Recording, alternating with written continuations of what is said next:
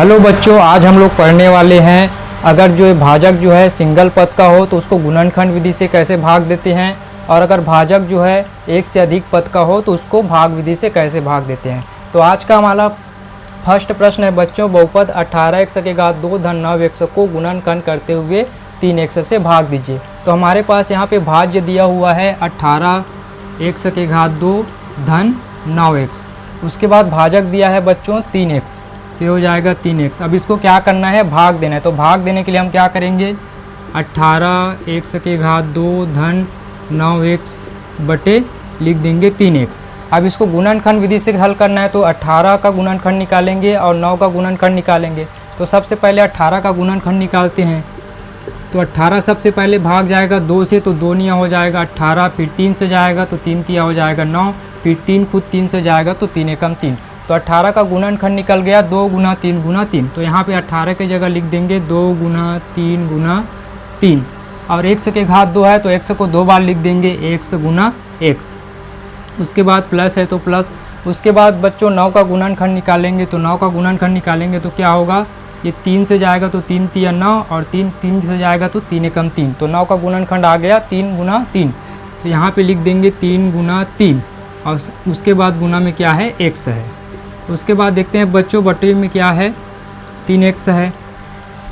अब यहाँ पे जो जो उभयनिष्ठ निकलता है उसको बाहर निकाल देंगे। यहाँ पे क्या है, 3 है, यहाँ पे भी 3 है तो 3 बाहर निकल जाएगा।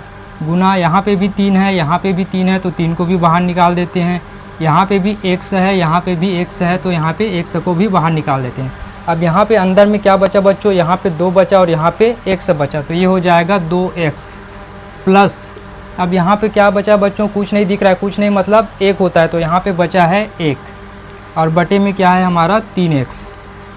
अब यहाँ पे देखते हैं बच्चों, ऊपर में 3 है, नीचे में भी 3 है, तो 3 और 3 कैंसिल हो जाएगा। ऊपर में x है, नीचे में x है, तो x और x भी कैंसिल हो जाएगा। उसके बाद हमारे पास क्या क्या बच गया, यहाँ पे बच गया 3, और अंदर में बच गया 2x धन 1। बटे में क्या बचा है बच्चों, 1 बचा है, तो 1 को लिखने की ज़रूरत नहीं है। तो उसके बाद इसको गुना करेंगे 3 को अंदर, तो क्या हो जाएगा 3 दूनी 6x धन 3 का 1 के साथ गुना करेंगे तो हो जाएगा 3 एकम 3। तो इस प्रकार से हम बहुपद को गुणनखंड विधि से भाग देंगे तो हमारा आंसर आ जाएगा 6x धन 3। अब इसके बाद अगला प्रश्न हल करके देखते हैं बच्चों।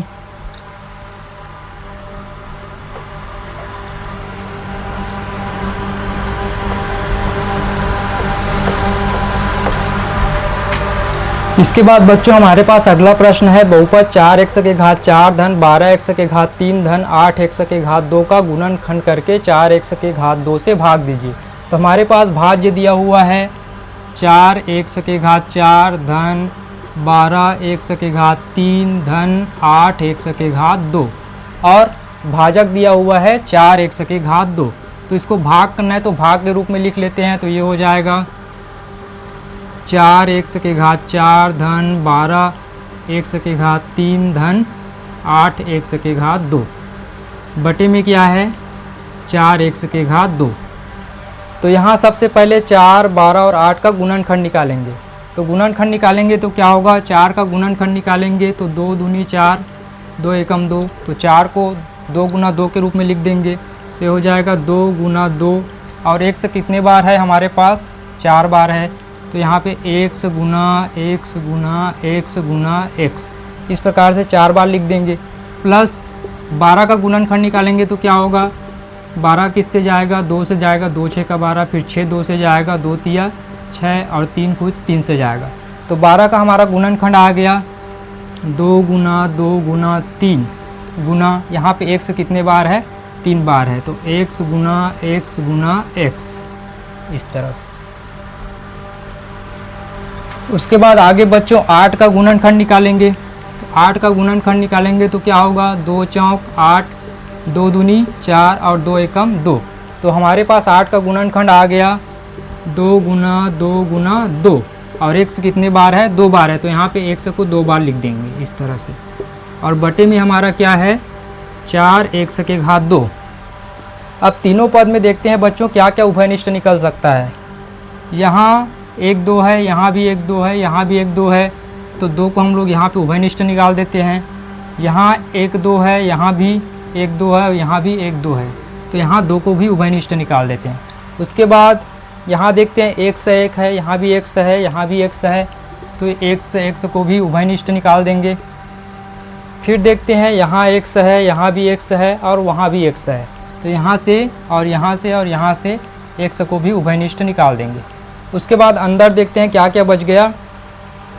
यहाँ पे बच गया हमारे पास 1 और 1, कितना बच गया 1 की घात 2, प्लस यहाँ पे क्या बच गया 3 और ये x, ये हो जाएगा 3x, प्लस यहाँ पे क्या बच गया बच्चों 2 बच गया, तो ये हो जाएगा 2।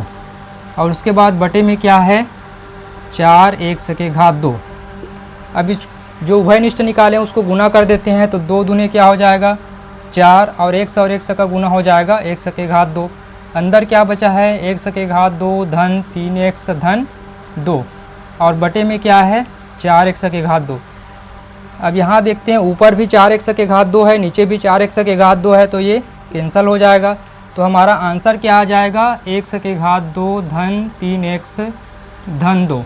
तो इस बहुपद को हम लोग गुणनखंड विधि से भाग देंगे, तो हमारा आंसर आ जाएगा 1 की घात 2 धन 3x धन 2। अब अगला प्रश्न देखते हैं बच्चों, इसको आप लोग अच्छे से समझ गए होंगे।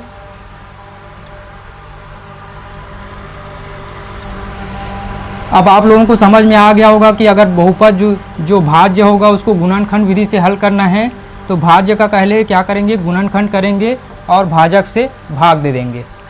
तो अगला प्रश्न है बच्चों, इसमें क्या है भाजक जो है 2 पद है, तो 2 पद है तो उसको हम लोग भाग विधि से हल करेंगे। तो भाग विधि से कैसे हल करते हैं उसको देखते हैं। हमारे पास बहुपद दिया है 2x की घात 2 धन 5x ऋण 3, ये क्या है भाज्य है, तो भाज्य बराबर यहाँ लिख देते हैं 2x की घात 2 धन 5x ऋण 3, और हमारे पास भाजक दिया है x ऋण 2। यहाँ पे भाजक जो है 2 पद का है, इसलिए हम इसको क्या करेंगे भाग विधि से हल करेंगे। तो भाग विधि से कैसे हल करते हैं उसको देखते हैं। भाग विधि में यहाँ पे क्या आता है भाजक आता है, तो यहाँ पे लिख देता हूँ x माइनस 2। यहाँ पे क्या आता है भाज्य आता है, तो यहाँ लिख देता हूँ 2x की घात 2 धन 5x ऋण 3। यहाँ पे क्या आएगा भागफल आएगा और नीचे जो बचेगा वो शेषफल होगा। तो इसको अच्छे से समझना बच्चों, हमको इसको कैसे हल करना है। तो यहाँ पे हम लोग क्या करेंगे भाज्य का पहला पद लेंगे। भाज्य का पहला पद क्या है 2x की घात 2, और ये रब कार्य में करना है, ठीक है। और यहाँ पे भाजक का पहला पद लेंगे, क्या है x है, तो बटे में हम लोग x कर देंगे। इसका पहला पद और इसका पहला पद को क्या करेंगे भाग करेंगे। भाग करेंगे तो क्या आएगा यहाँ पे 1x है और यहाँ पे घात में 1x, x के घात 1 है और ऊपर में x के घात 2 है, तो ऊपर जाएगा तो क्या होगा x के घात 2 - 1 मतलब 2x ही बचेगा। इस तरह से आप लोगों को समझ में आया होगा, इसको मैं अच्छे से और बता देता हूँ। ऊपर में था 2x की घात 2, नीचे में था x ऊपर जाता है तो क्या होता है अगर आधार समान होने से घात जो है माइनस हो जाता है, तो ये हो जाएगा 2x की घात 2 - 1, इसका घात और इसका घात माइनस हो जाएगा, तो ये बचेगा 2x की घात 1। तो 1 को लिखने की ज़रूरत नहीं, तो ये क्या होगा 2x होगा। तो यहाँ पे हम जो 2x आया उसको यहाँ पे हम भागफल की जगह लिख देंगे, तो ये हो जाएगा 2x। अब बच्चों हमको क्या करना है, ये जो हमारा भागफल आया 2x, इस 2x को इस भाजक से गुना करना है रफ में, तो 2x गुना x माइनस 2 करेंगे। इस भागफल का इस भाजक से गुना करेंगे, तो ये हो जाएगा 2x का x के साथ गुना करेंगे तो हो जाएगा 2x की घात 2। उसके बाद प्लस और माइनस क्या होगा माइनस, और इस 2x का 2 से गुना करेंगे तो क्या होगा 2 दूनी 4 और ये x। अब जो आया उसको सेम टू सेम हमको यहाँ लिख देना है, तो यहाँ लिखेंगे तो क्या हो जाएगा 2x की घात 2 ऋण 4x। इसके बाद हमारा अगला काम रहता है बच्चों, अगर ये प्लस में है तो इसको माइनस करेंगे और ये माइनस में है तो इसको प्लस करेंगे। तो ये प्लस में है 2 तो इसको माइनस करेंगे, ये माइनस है तो इसको क्या करेंगे प्लस करेंगे। अब यहाँ देखते हैं ऊपर में 2x की घात 2 है, नीचे में भी 2x की घात 2 है, तो माइनस करेंगे तो क्या हो जाएगा 0 हो जाएगा। अब यहाँ देखते हैं प्लस 5x है और यहाँ प्लस क्या है 4x है, तो प्लस और प्लस क्या होगा जुड़ेगा, तो ये हो जाएगा 5 4 9x। उसके बाद जो बचा उसको सेम टू सेम यहाँ पे लिख देंगे। क्या बचा था हमारे पास 3 बचा था। उसके बाद अगला सेम टू सेम वही काम करना है, इसका पहला पद लेना है और इसका पहला पद लेके भाग करना है। तो भाज्य का हमारा पहला पद है 9x और भाजक का पहला पद क्या है x, तो x और x कैंसिल हो जाएगा, तो यहाँ पे क्या बचेगा 9। 9 के सामने कोई चिन्ह नहीं, मतलब कौन सा चिन्ह होता है, हमेशा प्लस का चिन्ह होता है, तो यहाँ पे लिखेंगे +9। उसके बाद आगे सेम वही काम करना है, जो ये +9 आया उसका इस भाजक से गुना कर देना है। तो 9 गुना x - 2 करेंगे तो क्या होगा, 9 1 का x से गुना 9x हो जाएगा, प्लस और माइनस क्या होगा माइनस, और 9 का 2 से गुना करेंगे तो क्या होगा 9 दूनी 18। तो जो आया उसको सेम टू सेम यहाँ लिख देना है। तो ये हो जाएगा 9x - 18। उसके बाद आगे क्या करना है, जो प्लस है उसको माइनस करेंगे, माइनस है उसको प्लस करेंगे। तो ये प्लस है तो ये हो जाएगा माइनस, और ये माइनस है तो ये हो जाएगा प्लस। अब यहाँ देखते हैं ये 9x प्लस में है और 9x माइनस में है, घटाएंगे तो क्या होगा 0 हो जाएगा। यहाँ पे 18 है प्लस में है, 3 है माइनस में है, तो 18 में 3 को घटाएंगे तो कितना आएगा 15 आएगा। उसके बाद देखते हैं बच्चों यहाँ पे कोई x और बचा क्या, नहीं बचा। तो ये जो संख्या जो आया वो हमारा क्या है, इस भाजक से छोटा है, तो छोटा है इस तो आगे भाग नहीं जा सकता, तो ये क्या होगा शेषफल होगा। इस प्रकार हम इसको हल करेंगे तो हमारा आंसर आ गया, भागफल आ गया 2x - 9 और शेषफल आ गया 15। तो नीचे में लिख देंगे बच्चों, अतः भागफल बराबर 2x - 9 और शेषफल बराबर 15 होगा। तो आशा करता हूँ बच्चों ये आपको अच्छे से समझ में आया होगा। इसी का आगे और क्वेश्चन भाग विधि से और हल करके देखेंगे, वो अगले क्लास में हम लोग करेंगे। तो मिलते हैं बच्चों अगले क्लास में, तब तक के लिए जय हिंद। और बच्चों आप लोग वीडियो को लाइक और सब्सक्राइब कर दीजिएगा, ताकि हम लोगों को मोटिवेशन मिले और हम लोग अच्छे से अच्छे आप लोगों को पढ़ाने के लिए क्लास ला सकें।